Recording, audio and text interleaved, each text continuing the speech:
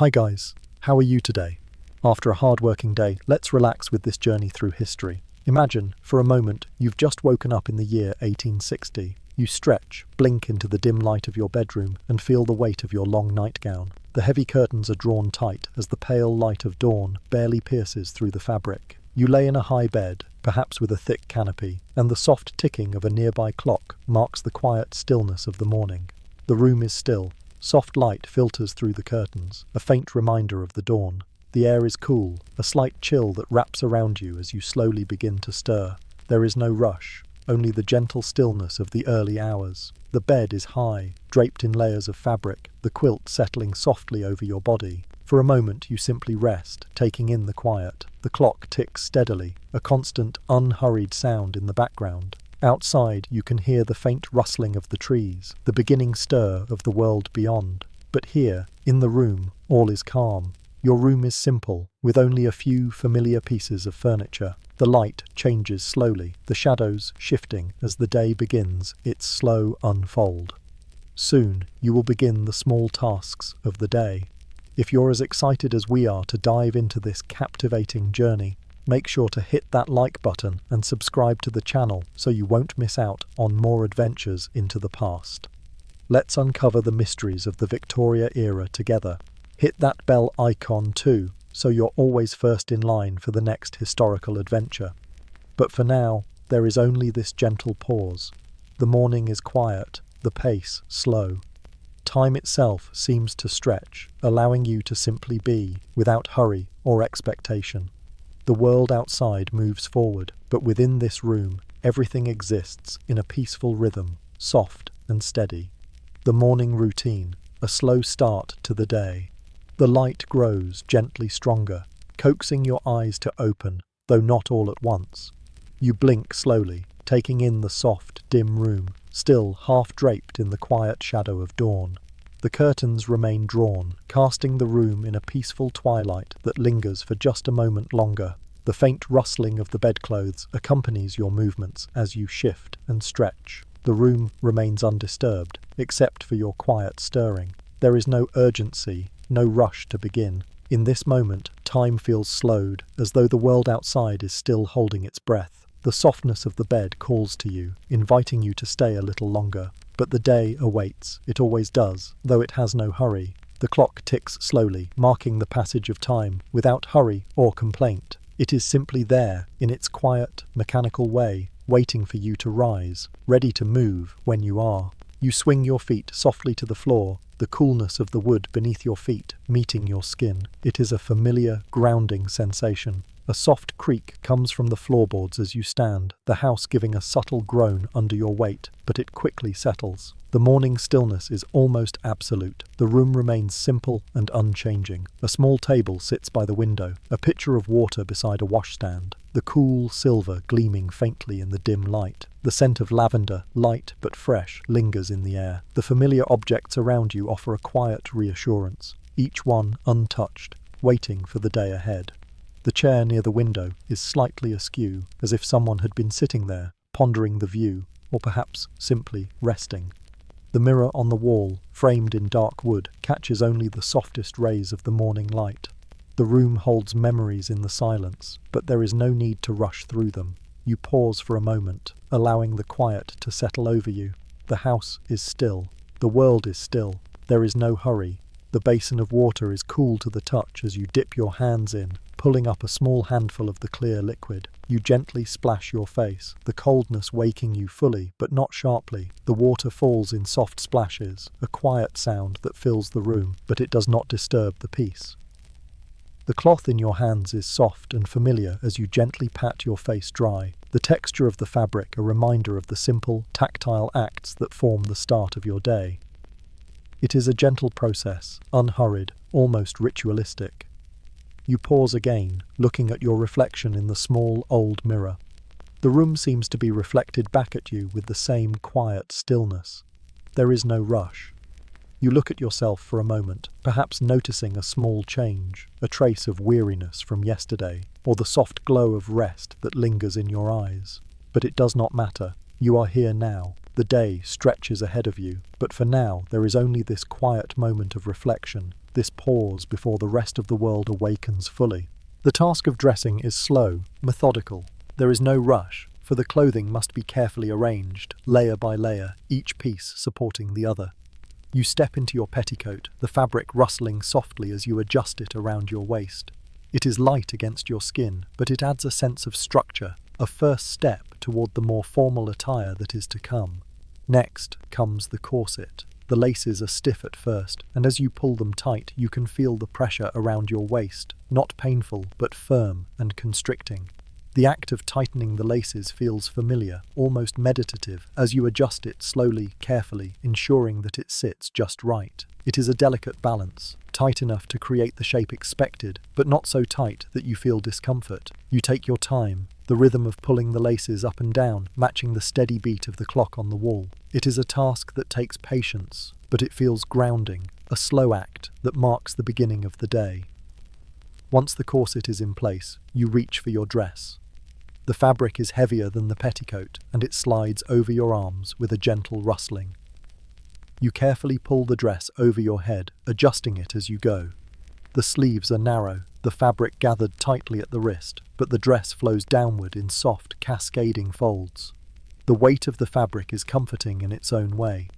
It is a garment made for more than just function. It is made for appearances, for social order, for the expectations of the time. With your dress settled, you stand before the mirror once more, examining yourself in the soft light. There is no need for hurry. The world outside has not yet fully awakened, and you have time. You take a deep breath, feeling the soft pressure of the corset against your torso. It is a constant, gentle reminder of the era you live in. But it does not feel burdensome. Instead, it feels like a part of you, like a familiar weight, always present. As you gather the last of the small pins to secure your hair, you glance once more around the room. The house is silent, and the quiet of the morning wraps around you like a blanket.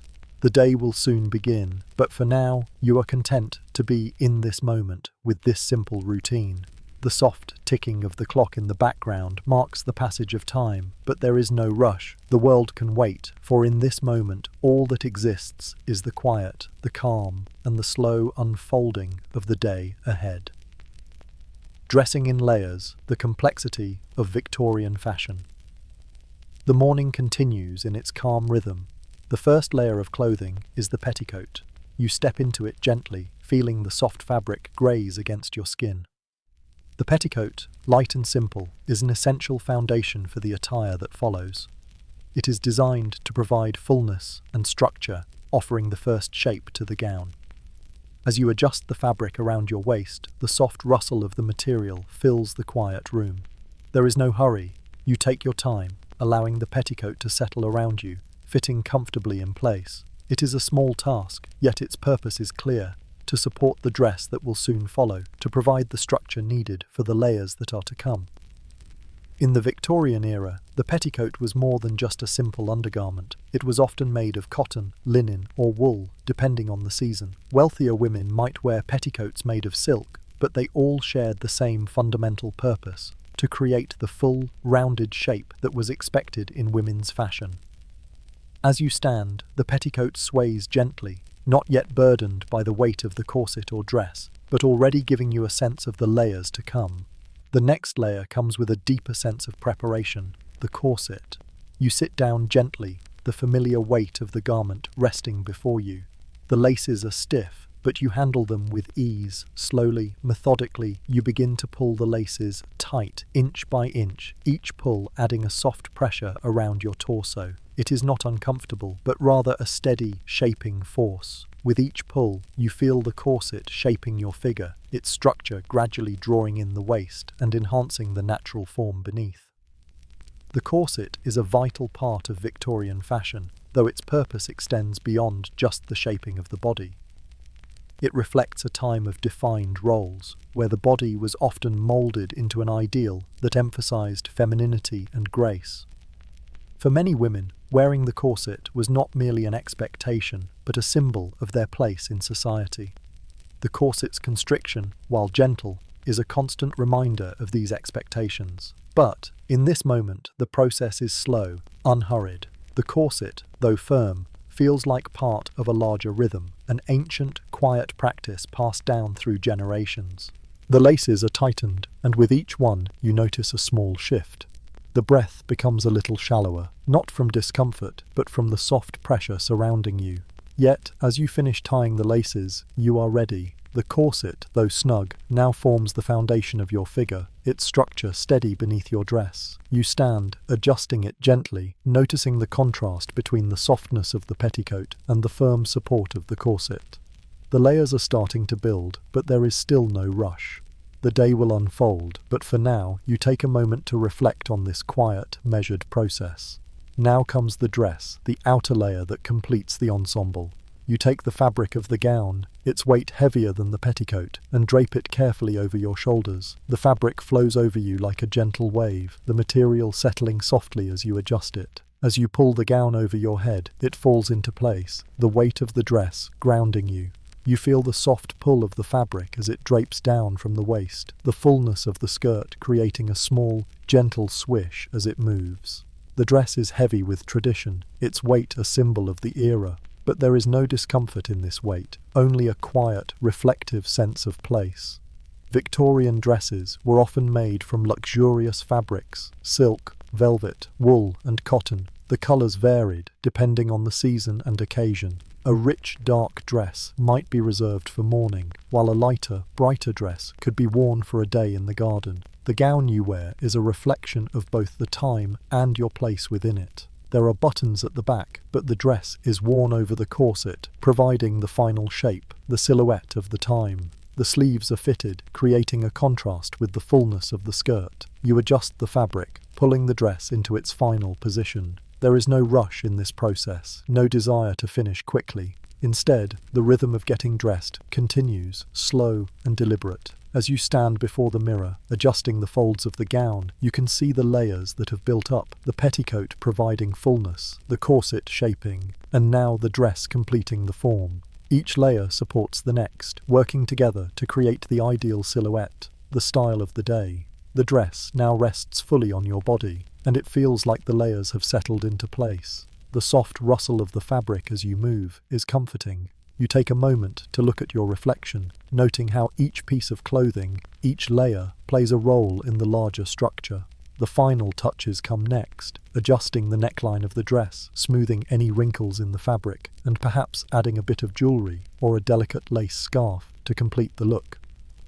There is a simplicity in the process of dressing, even with the complexity of the layers involved. The act of dressing is a quiet reflection of the time, a series of measured steps that slowly build upon one another. You feel the weight of the dress, the corset, and the petticoat as a constant presence, each layer supporting the others. The day is ready to begin, but for now, there is peace in this small, deliberate ritual. As you stand there, fully dressed, you are reminded that the layers, while heavy, are also protective. Each piece of fabric offers not just a shaping of the body, but a sense of belonging within the world of the Victorian era. And so, with each carefully chosen layer, the day slowly unfolds, steady and unhurried. You take a final glance in the mirror, adjusting one last detail, and then step forward, ready to meet the world beyond. Breakfast and domestic duties. As the day continues its slow, steady pace, it is time for breakfast, a quiet moment in the rhythm of the morning. The kitchen is calm, with soft light filtering through the window, casting gentle shadows on the walls. The air is filled with the faint scent of bread, freshly baked, and the warmth of the stove. The table is set simply, with a small cloth draped neatly across it. You approach, taking your place at the table, and there before you sits the meal. A simple affair. The food is modest, yet comforting. A bowl of porridge, still steaming, sits at the centre, its surface smooth and inviting. The texture of the oats is soft, easy to stir with the spoon, and the warmth of the dish brings a quiet satisfaction. Beside it, there may be a slice of bread, thick and hearty, perhaps with butter spread on top, the butter soft from the warmth of the room. There is tea or coffee, served in delicate cups, the warm liquid swirling gently as you take a sip. The taste is simple, yet rich, offering a quiet energy for the day ahead. The sounds of the kitchen are soft, the slight clink of the spoon against the bowl, the quiet hum of the fire in the stove, and the steady, rhythmic movements of your hands as you begin to eat. It is a peaceful, almost meditative moment, unhurried and free of any expectations. The meal is not a hurried affair, but rather a time to simply nourish yourself, to quietly begin the day. After breakfast, the tasks of the day begin, each one unfolding gently, without haste. The duties of the home are many, and they follow a familiar pattern. You may begin with small chores, tidying up the remnants of breakfast, cleaning the dishes, and wiping down the table. The motions are simple, and the rhythm of your movements is steady. Each task is carried out slowly, without pressure, just a quiet continuation of the calm pace set by the morning. As you clear the table, you might notice the quiet hum of the house around you, perhaps the sound of a clock ticking softly in the background, the sound of birds outside the window, or the faint whisper of wind brushing against the trees. These sounds are always present, yet they are never loud or overwhelming. They form a backdrop to the steady rhythm of your chores, each action flowing into the next with ease and grace. The tasks themselves are not complex, but they are necessary. You arrange the dishes in the small cupboard, placing each one carefully, noticing the smoothness of the china and the way it fits into its place. You sweep the floor, the gentle swish of the broom against the wood, a soothing sound, and then you take a moment to look around the room, ensuring that everything is in its proper place. The importance of order and structure in the Victorian home cannot be overstated. For a woman of this time, the maintenance of the household was not just a task, it was a duty, a reflection of one's role in the family and society. In a time when class and appearance were of great importance, the home was expected to reflect stability and care. Every piece of furniture, every surface, every corner of the room was to be kept in its proper place. A well-maintained home was a sign of respectability, of moral and social standing.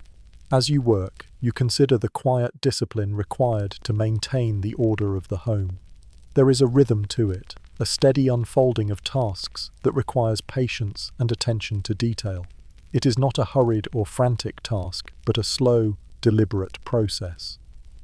The sweeping of the floor, the washing of the dishes, the careful placement of objects, each task is performed with calm precision, an acknowledgement of the importance of keeping the home in its best possible state. There is comfort in this order, in the way the home becomes a reflection of care and attention. The steady routine of domestic duties forms the backbone of the day. It is not an overwhelming burden, but rather a grounding force, providing structure and purpose, a quiet satisfaction in knowing that each task is complete. As the morning duties wind down, you pause for a moment. The house is in order, the quiet hum of daily life continuing without interruption.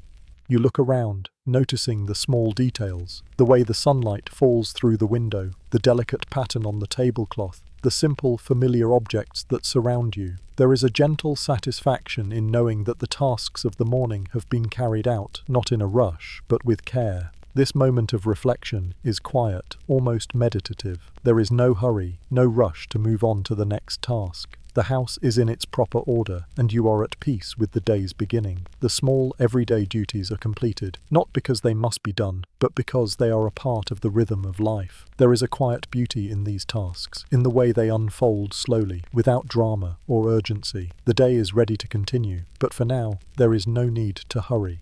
The morning, with its quiet chores and peaceful moments, has set the tone. You move forward not with a sense of obligation, but with the calm certainty that the next step will come when it is time. The house is in order, the duties of the morning complete, and now there is time to pause, to breathe, and to let the day unfold gently. The role of women, household responsibilities. The day continues its steady course, and now it is time for you to tend to the duties of the home.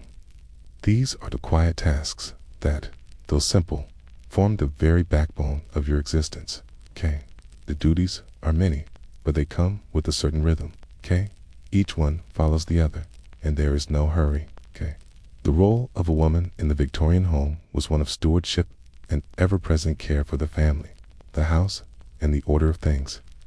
It is a role that requires patience and attention to detail, but there is no rush. Each task is to be carried out with thoughtfulness, a deliberate focus on the small, everyday duties that ensure the home runs smoothly. As you move from one task to another, whether it is mending a tear in a piece of fabric or ensuring that the fire in the hearth remains steady, you know that your work is vital. These responsibilities, while unseen by many, are an integral part of the home's functioning. Okay? There is no rush or desire to hurry through them. Instead, you take each task slowly, almost as a form of quiet meditation. You fold the laundry, sweep the floors, arrange the room saw with a sense of calm. There is something deeply grounding in this work, an understanding that these small actions help shape the daily life of your family. The upkeep of the home is central to your daily life. The walls are washed down, the floor swept, and the windows kept clear. Everything is maintained with care, not for the sake of appearances, but because each task is part of a rhythm that defines your role. You take a moment to dust the furniture, gently wiping away any signs of the days where process is slow, each movement deliberate. The act of cleaning is soothing, almost like a quiet ritual that connects you to the past, to the generations of women before you who performed these same tasks. The cleaning is not just a matter of tidying. It is a reflection of the order and structure that the home requires. Each item must be in its place, each task completed in its time. The order of the home is not a superficial concern, it is part of a larger structure, a way of maintaining balance. This structure is important, not just for appearances, but for the peace it brings. As you sweep the floor, you think of how these small tasks, though repetitive, provide a sense of continuity, a slow unfolding of the hours. Among your many duties, perhaps one of the most important is the care and education of the children. The home is not just a place of rest, it is a place of learning, where children grow and develop under your watchful eye. You may not have the luxury of formal schooling for all children, but there is no shortage of lessons in the home. The quiet conversations, the teaching of basic skills, reading, writing, and arithmetic are all part of the fabric of daily life. As you guide them through these lessons, your voice remains steady, soft, and patient. There is no need for urgency. The children, like the rest of the household, are part of the rhythm that defines your day. Their questions come slowly, and you answer them with the same calm deliberation that marks every aspect of your life. You teach them not just facts, but the importance of care, of order, and of understanding the world around them. Each lesson is a small thread in the larger tapestry of their lives. Though this task might seem endless, there is a quiet satisfaction in it. The children grow, and the lessons you impart stay with them long after the day is done. You, as their guide, help to shape their understanding of the world in gentle, steady steps. There is no rush here, either just a slow, steady unfolding of their education, woven into the fabric of daily life. The role of women in the Victorian home was one of both subtle power and quiet responsibility. Your work, though often unseen by the outside world, is the heart of the home. It is within these walls that the family is shaped, that values are passed down, and that a sense of order and care is cultivated. The home, with its quiet rhythm, becomes a sanctuary from the world outside, and your role in maintaining it is central to that peace. It is easy to overlook the significance of this work. It may seem simple, sweeping the floors, washing the dishes, mending the clothes, but it is the foundation of everything that happens within these walls. The stability you provide, the order you maintain, all create a sense of calm that envelops the family. There is no drama, no urgency, only the quiet unfolding of the day. From task to task, each one necessary, each one meaningful in its own way. As the day continues, you move through your duties, not with haste, with a steady rhythm that becomes a form of meditation in itself. Responsibilities you carry are not burdens, they are an expression of care, of commitment to the family and the home. With each task completed, the house becomes more ordered, more peaceful, and more ready for the day ahead. And in this quiet, steady work, you find a sense of fulfillment. You are, in your own way, shaping the world around you, one gentle action at a time. As the afternoon stretches on, the house falls into a gentle lull. The morning's duties are behind you, and now the pace of the day slows further.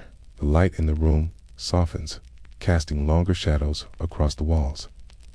Outside, the world continues, but inside, there is no need to rush. The air is still, and for a moment, all that exists is this peaceful pause. Okay? You take a seat by the window, perhaps in a chair that is familiar and comforting. The house is quiet, save for the faint sound of distant birdsong and the soft rustling of leaves outside. This is a time for stillness, a time to rest from the busy rhythm of the morning. There is no expectation, no pressing task. The world outside may move, but within these walls, there is only a slow, quiet unfolding of the afternoon. You take a deep breath, feeling the calm of the house surrounding you. The soft ticking of the clock marks the passing moments, but there is no need to hurry. The day continues at its own pace, and for now, all you need to do is be present in this stillness. In the corner of the room, a small table holds a book. Perhaps one you have read many times before, or perhaps a new volume that awaits your attention. You reach for it slowly, opening the pages with a sense of calm. The book is soft in your hands, the pages delicate as you turn them, each one filled with the quiet weight of words.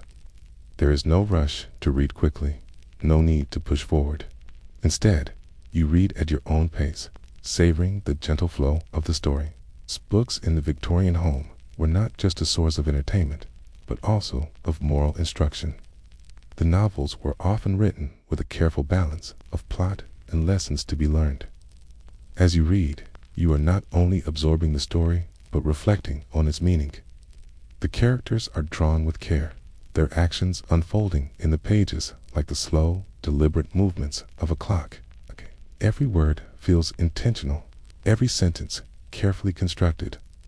There is no need to race through it, for the joy is in the quiet unfolding of the narrative, in the slow absorption of the ideas within. As you continue reading, your mind begins to wander, gently reflecting on the themes of the book, or perhaps the quiet nature of the afternoon itself. The world outside the window seems distant now, as if it belongs to another time, and you are here, in this quiet space, with a book in the slow passage of the day. Your thoughts meander softly, without urgency, as the house remains still.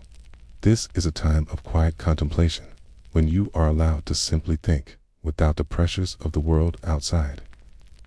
The book, though filled with stories, offers a moment of peace, a gentle pause from the demands of the morning. You are not simply reading, but allowing yourself to exist in the space between the words, in the silence that exists around them. There is no need to finish the book quickly, no expectation to accomplish anything other than simply being present in this moment. As the afternoon wanes, you close the book, perhaps leaving it open to return to later. The quiet of the house continues, and you feel a sense of satisfaction, not from the completion of a task, but from the slow, deliberate pace of the day itself. The rhythms of Victorian life, so carefully structured, offer their own kind of peace. The time spent in quiet leisure, with the book, or simply reflecting, becomes a respite from the bustle of earlier hours. The mind is not hurried. It is allowed to rest in its own gentle rhythm. As you set the book aside, you might choose to rest, or perhaps engage in another quiet activity, like embroidery or simple reflection. The tasks are not urgent, nor are they meant to fill time, but to bring a quiet satisfaction. The day stretches on, but there is no rush. The peaceful rhythm of the afternoon continues, with each soft moment unfolding into the next. Evening, preparing for the night. As the day draws to a close, the soft light of the afternoon begins to fade, and the room settles into a quieter, more reflective state. The sun, now low in the sky, casts long, soft shadows across the room. The air cools gently, a reminder that evening is near. The world outside remains peaceful, but there is a distinct sense of calm that settles within the house as the evening begins. The pace of the day slows, and the small tasks of the evening begin to unfold, each one gentle and unhurried. You begin to prepare for the evening ahead. The dinner table is set, not with haste, but with a quiet care. The meal is simple, perhaps a light soup or a modest dish, satisfying without being elaborate. You take your time, arranging the plates and utensils with thoughtful hands. The kitchen, once filled with activity, now hums with the soft rhythm of evening routines. The last tasks of the day are carried out with a steady, measured grace. The work still, but purposeful. With the meal completed, you take a moment to rest. Okay? The house is calm, the faint ticking of the clock marking time in the background. Okay? The light continues to fade outside, and you begin to prepare for bed. The night beckons softly, a time for rest and renewal. Each small task is performed slowly, without rush, as the day closes gently, leaving behind only the quiet of the evening, ready for the rest of the night. As you lie in bed, the familiar sounds of the night fill the room: crickets outside the window, the soft rustle of sheets as you settle in. The world outside is still, and you feel yourself drift into a peaceful, quiet sleep, ready to begin another slow, steady day in the life of a Victorian woman. And with that, dear listener, we gently close the final page of tonight's journey through a shimmering past. Whether you now dream of silken gowns or scented pomanders, may your sleep be sweet and your imagination soft as velvet. Thank you for joining us. Rest well. Take care of your beautiful self, whatever that means to you on. Until next time.